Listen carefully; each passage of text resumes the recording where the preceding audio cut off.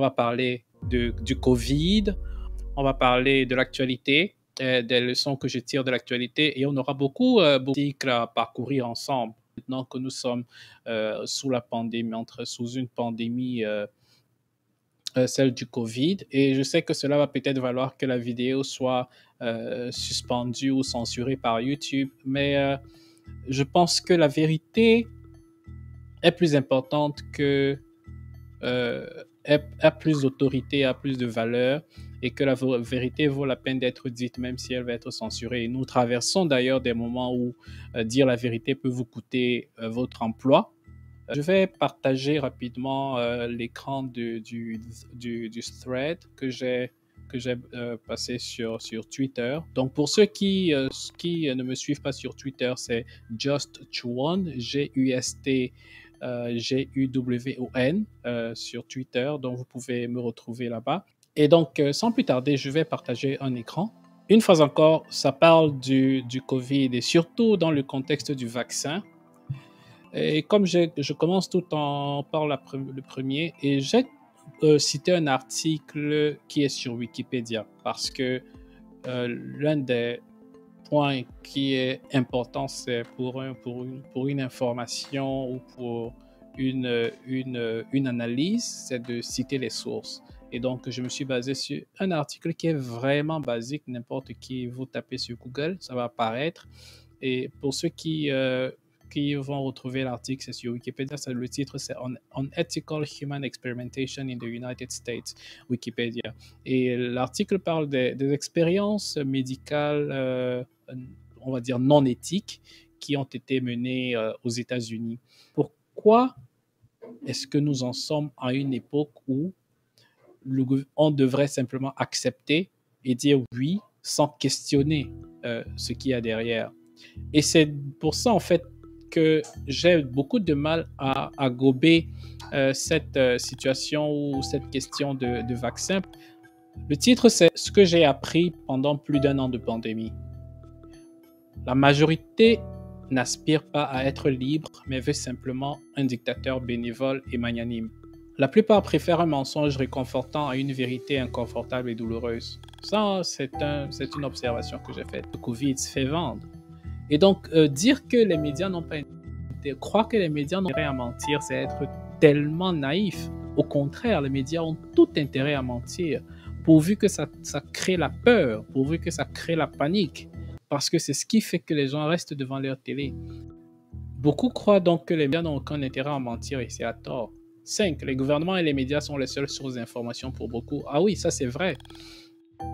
Et beaucoup, en fait, quand ils parlent de l'actualité, quand ils parlent de la science, ils ne citent que le gouvernement, ils ne citent que les médias.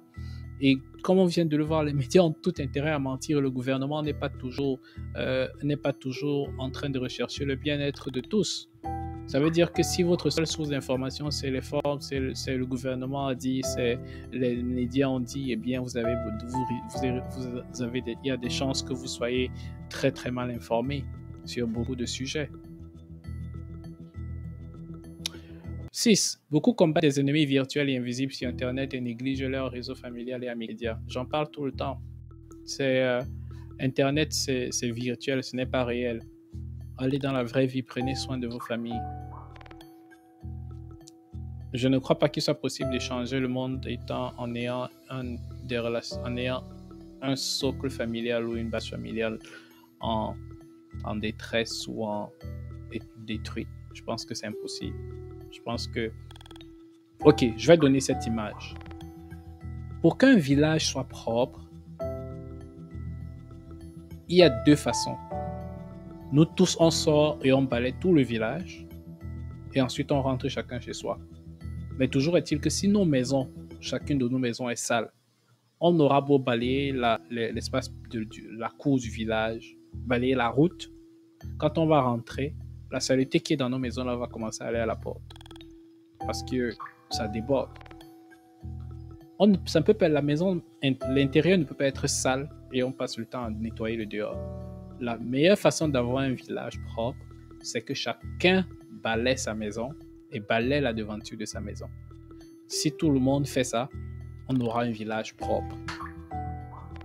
Le 8. La plupart n'ont aucun problème à voir la vie d'autres personnes détruite complètement si le gouvernement ou les médias disent que c'est l'ennemi. Oui. Comme une fois que vous avez remarqué, vous avez absorber en fait cette programmation une fois que l'information est ancrée dans votre cerveau que ceux qui se vaccinent sont des bonnes personnes et ceux qui ne se vaccinent pas sont de mauvaises personnes, en quelque sorte d'être indulgent lorsque le gouvernement va violer les droits de ces personnes. C'est à partir du moment où vous intégrez que celui qui ne se vaccine pas, ou celui qui ne se vaccine pas dans ce cas de figure, je prends juste un exemple, c'est juste pour donner un exemple. À partir du moment où vous intégrez que celui qui ne se vaccine pas, c'est un ennemi, parce qu'il ne se soucie pas de votre bien-être, il ne se soucie pas de votre santé, vous commencez à accepter et embrasser le fait que les droits fondamentaux de ces personnes soient violés. Et c'est comme ça que ça glisse progressivement et vous n'avez pas de problème avec le fait que ces personnes soient envoyées dans des camps de formation, de rééducation, comme à Cuba, comme en Corée du Nord, comme, je ne sais pas, en Chine. La Chine, par exemple, envoie les Ouïghours dans des camps de rééducation. Ils appellent ça camp de rééducation pour leur apprendre les valeurs de la nation. Et si vous n'arrivez pas à faire le lien entre ce qui se passe et ces extrêmes, parce que je prends les extrêmes pour attirer l'attention, ce n'est pas juste pour faire un scandale ou pour choquer. C'est que si vous considérez fondamentalement que c'est quelqu'un qui refuse de se vacciner, c'est parce qu'il ne se préoccupe pas de votre santé, alors vous commencez à considérer que cette personne, en fait, non seulement ne doit pas être proche de vous, c'est un ennemi, mais vous embrassez l'idée que cette personne soit forcée d'une manière ou d'une autre à faire le bon choix, parce que pour vous, c'est le bon choix. Et donc, tout ce qui va être fait, que ce soit par le gouvernement ou par quelle autorité, pour amener ces personnes à faire le bon choix, pour vous, entre guillemets, sera justifié. Et c'est ça, en fait, cette facilité que les médias et les autorités ont de créer la division. C'est de créer un ennemi. Dans le cas, par exemple, du racisme, c'est la même chose. Plus les médias parlent du racisme, plus on a l'impression que le racisme augmente, bien que la réalité du racisme, c'est que le racisme baisse. Plus on identifie les personnes d'autres races, notamment que ce soit la race blanche, comme des ennemis. Les experts sont au-dessus de tout soupçon et ont l'intérêt général à cœur. Oui, ça j'en ai parlé tout à l'heure, et non seulement cela s'applique au gouvernement, mais cela s'applique aux experts. L'une des découvertes qu'on a eues, qui m'a personnellement choqué, surtout au début de la pandémie, c'était de voir les experts, que ce soit de l'OMS, les experts de la CDC, etc., changer de version tous les jours. Je pense que c'était un ministre du gouvernement camerounais qui parlait du fait que le virus est passé des marchés à Wuhan, les chauves-souris ont voyagé et tout, et je me rappelle plus très bien des détails, mais ça avait choqué tout le monde et ça avait fait l'objet de ridicule sur les réseaux sociaux. Mais si vous regardez vraiment en détail, vous allez voir que ce soit, et ça c'est partout, hein, que ce soit, il y a vraiment pas de limite de pays. On a dit, la plupart des pays ont parlé de 15 jours pour arrêter la transmission, pour réduire la contagion. Ça fait 1 an et demi. Les experts au début aux États-Unis ont dit les masques ne sont pas nécessaires, pour revenir 3 mois plus tard dire tout le monde doit porter les masques. Au départ, on a dit les personnes malades, les personnes infectées sont contagieuses. Les personnes asymptomatiques ne sont pas contagieuses. Après, on vous a dit les personnes asymptomatiques sont contagieuses, donc tout le monde doit porter les masques.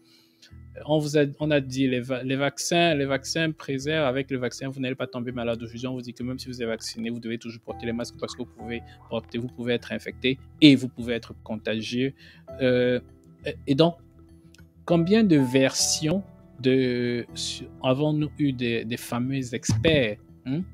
avec un certain nombre de représentations avec des personnes obèses, des personnes malades, des personnes avec le diabète, des personnes en bonne santé, des personnes qui sont anémiées, etc., pour pouvoir avoir une analyse globale. Donc, c'est assez difficile. Il y a très peu d'études qui ont été menées. J'ai identifié une seule qui a été vraiment menée de fond en comble avec un échantillon suffisamment représentatif pour avoir des résultats qui soient solides et fiables.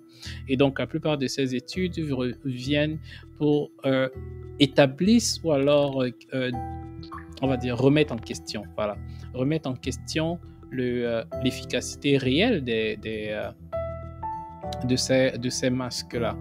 Et ce qui est normal, je veux dire, si vous avez un petit, disons, employons simplement le bon sens. Si c'est un virus qui se contamine par les liquides qui émanent soit de votre nez, soit de votre bouche, donc de la salive, eh bien, les masques peuvent effectivement arrêter une certaine propagation, mais ils ne sont pas parfaits à 100%. Donc, on n'a pas besoin d'avoir... Avec un minimum de bon sens, on peut poser l'hypothèse que oui, les masques peuvent être efficaces, mais on est tous d'accord que cela sera juste à un certain niveau. Parce que beaucoup qui portent les masques tout le temps ont été aussi contaminés. Donc, c'est important d'avoir cette discussion. Mais le fait que les experts aient joué au yo-yo, ont eu beaucoup de va-et-vient, je n'ai pas vu autant de va-et-vient et on va dire quoi, d'experts. Je n'ai pas vu autant d'experts se contredire que au courant de cette pandémie. J'avais déjà été choqué en 2016, comme je le dis toujours, ce qui m'a d'ailleurs amené dans ce processus de questionnement de ces institutions que nous vénérons quasiment. C'était d'avoir tous les instituts de sondage, tous les médias annonçaient qu'Hillary Clinton allait remporter l'élection à 90% de certitude et elle a perdu. Avoir 90% des médias annoncer qu'il n'y aurait pas Brexit et avoir le Brexit. Pour moi, c'était un choc. Et donc, les experts, que ce soit les experts dans les médias, les experts auprès du gouvernement, pour moi, avec l'expérience enfin du Covid, pour moi, ces experts perdent beaucoup de crédibilité. 12. Beaucoup voient la vie comme un combat entre les bons et les méchants, mais ils ne se voient jamais comme les méchants. On parlera de ça un peu plus en profondeur. 13. Peu font la relation entre les choix individuels et personnels et les conséquences qui s'en suivent. Oui, ça, c'est vraiment un truc que j'observe. C'est la plupart des problèmes que les gens essaient de résoudre, c'est toujours le gouvernement doit faire ci. Les entreprises doivent faire ça. Très peu prennent des problèmes et disent « moi, je dois faire quelque chose ». Et beaucoup de ces problèmes résultent, à mon sens, des choix personnels qui ont été faits, soit par le passé, soit qui continuent d'être faits. Mais très peu prennent le temps de se remettre en question et d'observer, de faire la connexion entre les choix et les conséquences. Et donc, c'est toujours, s'il y a tel problème, le gouvernement doit. Tel problème, le gouvernement doit. Tel problème, le gouvernement. Tous les problèmes, c'est le gouvernement qui doit le résoudre. Ce n'est donc pas surprenant que le gouvernement saisisse des opportunités comme le Covid pour demander plus de pouvoir et vous imposer ce que vous allez mettre dans votre corps, puisque pour tous les problèmes, le gouvernement doit être la solution. 14. Plusieurs considèrent que les autres sont en premier responsable. C'est un peu en lien avec l'autre. Donc, voilà quoi. Voilà le thread. Je ne sais pas ce que vous en pensez. Je suis curieux d'avoir les commentaires. C'est toujours disponible, comme je l'ai dit, sur mon Twitter et sur mon feed Twitter. Et je suis vraiment curieux d'avoir des feedbacks, savoir ce que vous en pensez.